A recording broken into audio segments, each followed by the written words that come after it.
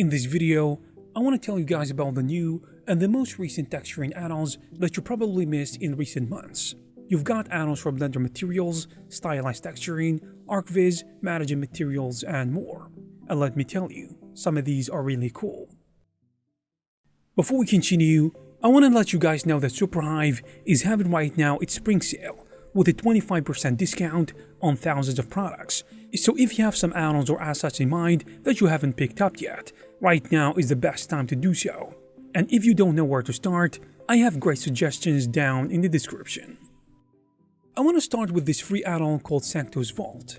If you've ever wanted a quick way to save and reuse some custom materials in Blender, Sanctus Vault might become your best friend. It basically adds a missing save button to Blender's material system, letting you create presets of your perfectly tweaked shaders so you don't have to rebuild them every time, which makes sense.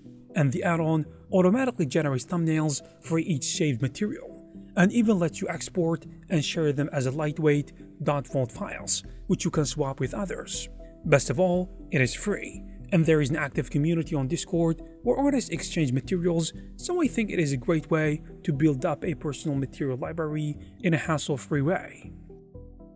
Palettegrid, on the other hand, is built with one goal in mind: making stylized texturing faster, easier, and more intuitive. You see, traditionally, creating palette textures means jumping into Photoshop, manually painting gradient strips, exporting them as PNGs, and then bringing them back into Blender. But this add-on removes that entire back and forth by letting you create both flat and gradient palettes directly inside Blender, all within a single texture. You can control the texture resolution, project UVs from any viewport angle, and snap UVs to any palette strip with a single click. It also includes a distant-based gradient feature, which is especially useful for organic surfaces. So instead of manually adjusting UVs to achieve stylized lighting falloff or energy effects, you can get similar results instantly, and everything is fully editable in real time, which allows you to experiment with different looks without breaking your workflow. One of the standout features is path-based gradients, which means you simply draw a path and the add-on maps a gradient strip along with it. Combine this with smart shape detection. You can sketch rough lines or even circles, and the add-on will automatically organize and refine them into clean shapes. Now let me tell you about Easy Smart Blend, which is a material workflow booster that can help you blend two different materials together using procedural masks in a super simple way. I mean, if you've ever tried to create complex materials, like a rusty metal, where paint is peeling off, or moss is growing on stone, you know it can be a pain to mix shaders with masks. So this add-on makes it, well, easy, because it comes with a library of 140 procedural materials and a set of smart masks, like ambient occlusion, edges, scratches, etc. And you can just choose two materials from the library, choose a mask type, and the add-on will automatically blend these materials on your object using that mask. And there are some sliders to tweak the mask, like scale, contrast, etc., so you can fine-tune the blend. And it also preserves the material's PBR properties, and it does that properly during the mix. In other words, it is like having a mini substance-style material blending system all inside Blender. The next add-on is called Shapescape Studio, which is an add-on that can take any mesh object in your scene and turn it into a stylized, painterly style. The add-on works on geometry nodes, so it is fully procedural, and it comes with a bunch of features, starting with the asset library, which includes dozens of trees, brushes, and grass models, which are ready to use and they are fully adjustable. But you can also create your own custom trees using any mesh in your scene, and you can adjust stuff like the tree trunk size, radius, and branch count. The leaves, on the other hand, offer much more control in both basic and advanced modes.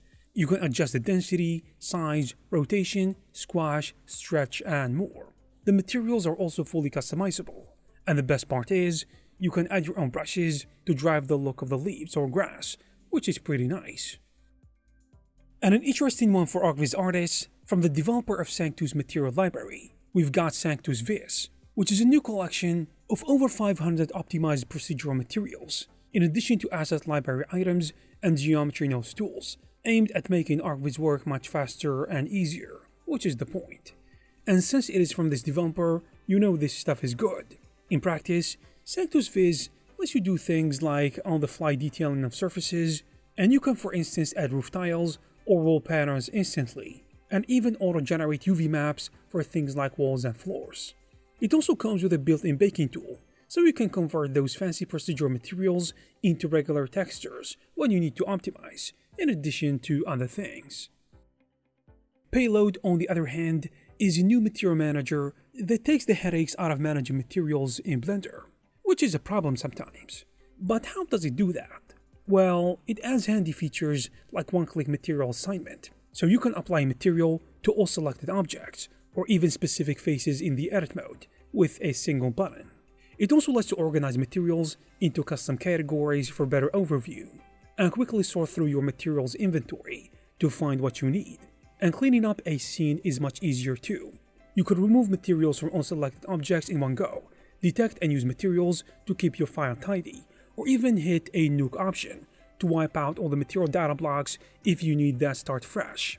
There is even a quick toggle for triplanar mapping versus UV mapping. Something that used to require a tedious manual node setup is now something you can do on the fly with this add-on. So overall, it is a big quality of life boost for texturing work, which I think will help you become more efficient. Then we've got random materials, which is a simple but super handy add-on if you need this kind of stuff. As the name suggests, it lets you assign random materials or colors to many objects or faces at once. So as you might have expected, instead of manually changing colors on a bunch of objects, you can select a group of objects or even all the faces of the object and have the add-on generate materials with random hues for each. You have control over the randomness too. For example, you can limit it to a certain hue range, adjust saturation and value range to keep the colors in certain style, or even supply a custom palette of materials which it can pick from. It also lets you set material properties like metallic, roughness, alpha, etc., and uniformity if needed, so it is great for quickly giving variations for things like a forest, a crowd of characters, or just testing different look dev options. So as you can see, it is just a small tool, but it can save you a ton of tedious material assignment work. There is also an interesting add-on called Permablend, which is all about making materials blend together seamlessly in your scene, without any hassle. For example, if two objects are close to each other, this add-on can automatically blend their materials at the contact areas in real time, which is similar to the Easy Smart Blend add-on by the way. So you just let this add-on handle those smooth transitions, and it works with both Cycles and Eevee, so you can see the blended materials easily as you move things around Blender. Generally speaking, it is a pretty neat way to add a realistic touch where objects meet, and honestly, there are lots of applications for this add-on, especially for environment artists.